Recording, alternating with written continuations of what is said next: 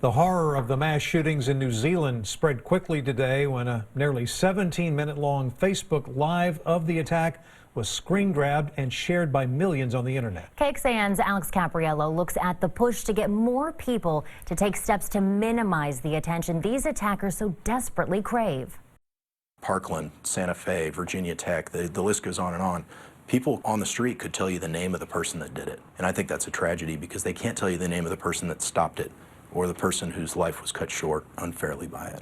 For nearly 2 decades, Marine and Secret Service agent Jeff Broadus has been teaching people how to respond to emergencies, active shooter situations, and terroristic plots. We have to remain agile in our tactics and always take a critical look at what works and what minimizes death and injury in an incident like this. But he's also seen how his training can extend to each of us as well. Well, you don't have to have a patch on your arm or carry a gun for a living to be a protector of the innocent.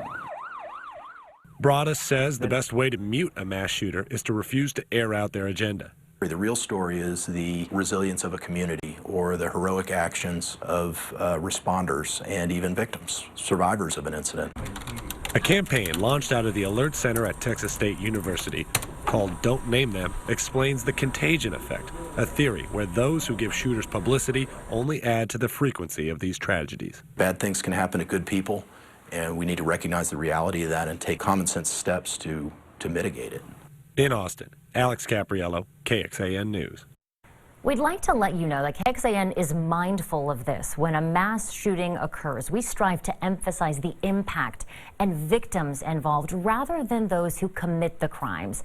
But there are reasons you may see us use a name or a picture of the suspect. For example, we'll keep you updated on the justice process, or we'll tell you about the suspect's background so you better understand why it happened. We will always use our best judgment to minimize harm.